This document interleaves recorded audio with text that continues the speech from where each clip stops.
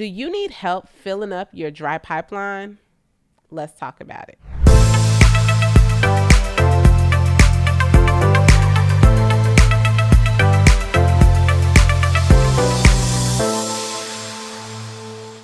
Hey everybody, it's Rosemary Lewis, your real estate bestie, and today I am going to answer a question that I've seen over and over again about how to fill your dry pipeline. But before I get into it, listen, this is what I need you to do.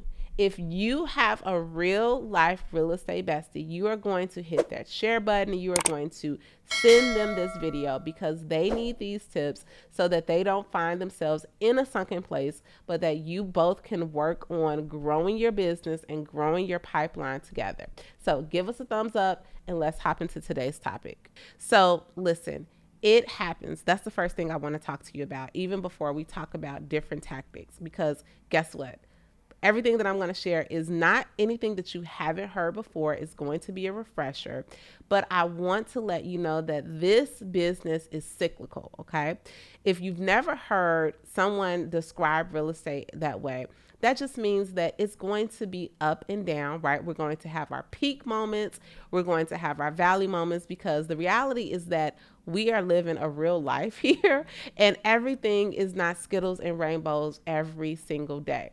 But the most important thing, y'all, is what our daily activities are.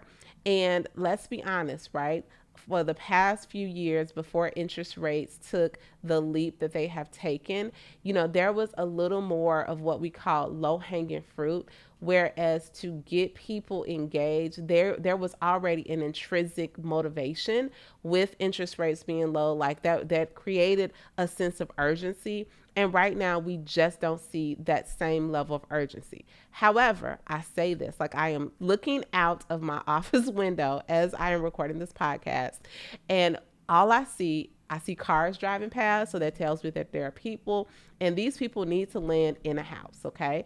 So at some point, remember, what we provide is a basic need, which is shelter. So as long as we are keeping up and being consistent with our daily activities, you will have consistent flow in your pipeline. Now is now the time to definitely roll up your sleeves and get to work and really even dig a little deeper. Yes, it absolutely is. So let's talk about some things that you can start doing right now in order to fill your dry pipeline. So very first thing is pick up the phone. Okay. I have said it before. I'm going to say it until I'm red, blue. Maybe I'll actually be pink in the face since I like the color pink. We have to pick up the phone. Start off by picking up the phone and talking to people who already know, like, and trust you, to people you're already in relationship with.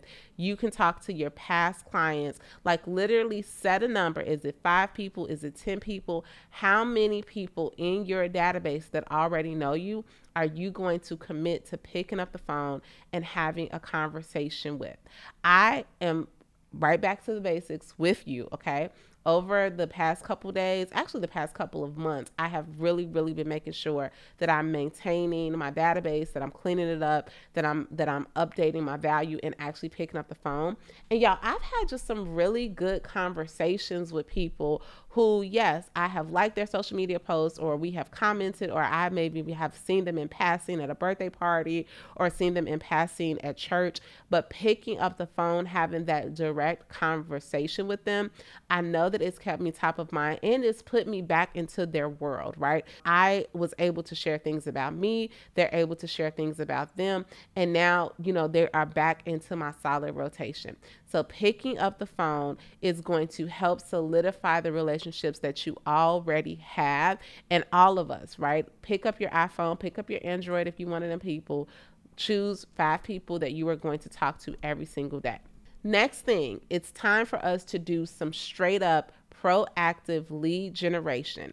A good way is to talk to first people who have raised their hands previously and tried to sell their homes but could not. These are expired, okay? Go ahead, look into your MLS every single day for people who have expired. There are tons of different apps like Forewarn and different applications like or services like Cold Realty where you can actually acquire these phone numbers, RedX. Choose one and start getting on the phone having conversations with expireds. Now, here's the thing though. When you get on the phone with an expired, make sure that you are calling with some value. Get on the phone, find out, hey, I know that your home went off of the market. I would love to just hear, where were you gonna go, right? What were your plans? What were you gonna do? How was your experience? Get them to talking. Don't just throw up your realtor spiel, because guess what? Everybody is calling them and throwing up their realtor spiel, right? We want to get them talking so that we can figure out what went well, what didn't go well, because this is what we know, y'all. In this climate, 9 times out of 10, it might not have technically been the fault of the agent. Maybe the client was not in position at that time to take the corrective or the actual feedback that the agent was giving them. The emotional attachment to the house was a little bit greater than the pain of actually wanting to move and get to the next place. We want to hear how it went from their perspective so that we can start to set some expectations, give them true data about what's happening in market right now, and truly have a value proposition of helping them understand, hey, if you are still looking to get into a smaller home, I'm going to be a straight shooter and tell you this is what it looks like. And this is, here are what your options are, right? So getting on the phone, having those conversations with expireds. And then here is a little bit of a ninja tip. Don't just look at people who have expired like in the past month or 2 months. Go back a couple of years, right? Because chances are, if someone has expired a couple of years ago and they have not relisted, we are rolling into the new year, right? And in the new year, that's when we start to make plans on what we want to do with our life. And 9 times out of 10, there's somebody thinking, okay, this year we have been uncomfortable. We've been crammed in this little spot, or we've been heating this big place, or we, have been driving so far away from work. Maybe this is the year that we start to think about it again. And then the space of calling those people who have been expired for some time is not as saturated as the people who have just expired off of the market. Okay. All right, besties, I'm going to interrupt this episode real quick because we are talking about ways to fill your pipeline. But something that is also so important is to actually have the right habits that are going to help not only grow your business, but grow your mindset. I have a free guide for you. So head on over to rosemarylewis.com/10 habits, and you are going to get a list of 10 habits that I guarantee you implement this into your business. It is going to help grow your capacity to serve your clients at a high level. Okay, now we're also going to take it a little bit old school, and I also am going to encourage you to send some handwritten notes. Yes, send some handwritten notes. Again, we live in a society where we are so connected that ain't nobody connected to nobody. So whipping out listen, do a note card a day, 5 a week. That is 20 a month. That is, I can't even do the math, but that's over 200 a year, where you are going to have some actual, like you are showing somebody like, hey, you see them. Don't be afraid. If it's a past client, let them know you appreciate them. You saw them at the Christmas party. You saw on Facebook that their kid is in high school. You saw this is happening. You are so happy to be a part of their life. And by the way, I am so always appreciative of your referrals. Throw in a couple of your business cards. If you ever hear of anybody who is looking to buy or sell, please give them my card, or better yet, put us on a group chat. I would love to do for them what I did for you. Love you. Talk to you later, right? Definitely whip out those note cards. Now, you can also just literally send a note card to say happy birthday, happy new year, all of the different things that shows that you are going above and beyond.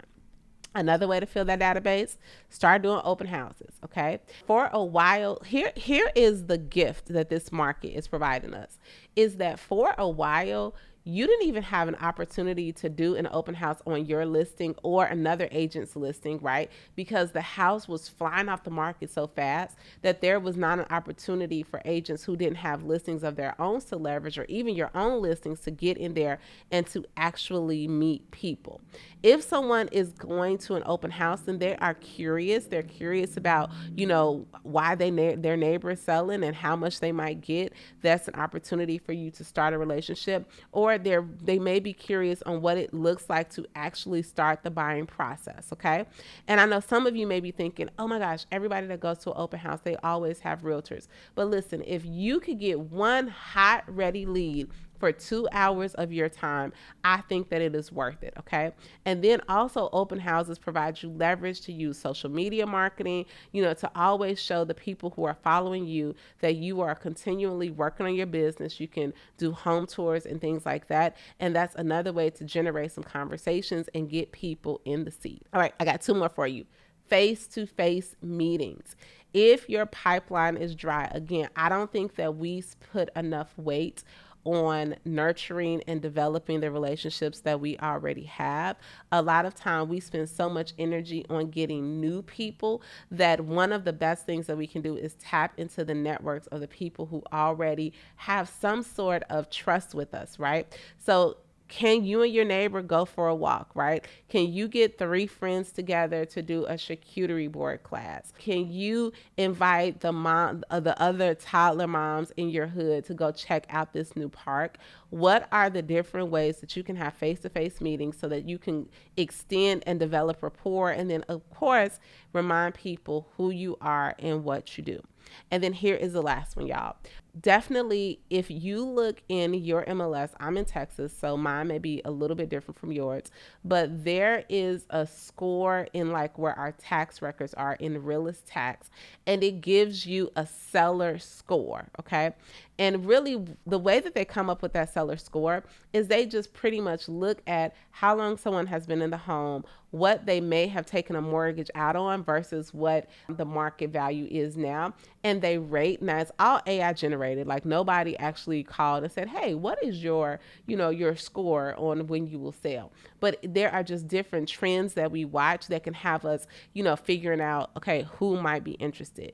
You can start to look at those homes in your neighborhood. You can look at those homes in your area and use ChatGPT, create a letter where you can start mailing it out to these people, where you can start knocking on their doors to simply say, hey, I've noticed you've been here for a while, and I don't know if you've ever considered selling or not. However, I just want to provide you with a report that will let you know exactly what your equity looks like. And then here are all the different ways that you can use your equity, right? You can use it to sell and upgrade or downgrade. You can use it to do a home line of equity if you want to make some improvements. And I'm even happy to talk through with you on what improvements are going to give you the most bang for your buck. You can use it to invest in higher education. Like, literally coming from a place of resourcefulness is going to be the game changer, okay? Now, let me tell you real quick what does not feel a dry pipeline. Sulking, right? Scrolling social media, feeling sad for yourself, not doing anything because it just all feels so overwhelming because the business is not coming as easily as it once did. I want you to commit to yourself and commit to me, besties, that you are going to try one or all, but literally just start with one of these things. If today you can commit to getting on the phone and calling people in your database, commit to that. Then maybe in the next week or 2, after you are in a rhythm, you're getting these conversations going, you're updating your CRM, you're sending them different reports, and just making sure that you're going to stay top of mind. Now then, maybe you can move on to a note card. It was so great to talk to you the other day. Like, it is literally a domino effect. But if you are not in motion, and if you are just deciding that the sky is falling, then let me tell you, the sky really will fall in your life. But when you really decide, like, you know what, everywhere I look, again, I'm looking out my office window, I see people driving, so I see people, and they are going to need shelter. They're going to need houses. That means that there is a lot of opportunity. We just have to literally be willing to do the work, right? and get out of our own way in order to reap the results that we want in this business. So best of luck to you. I'm praying for you. I know that you are going to kill it, but you're not just going to kill it because you posted, I'm going to kill it on social media. You're going to kill it because you're actually going to try some of these tactics to fill your pipeline. So I'll talk to you next week. And of course, if you ever have a question, you already know how to get the questions to me. We will answer them right here, because I want to make sure that every time you come to Real Estate Bestie, we are here to support you and to support your business.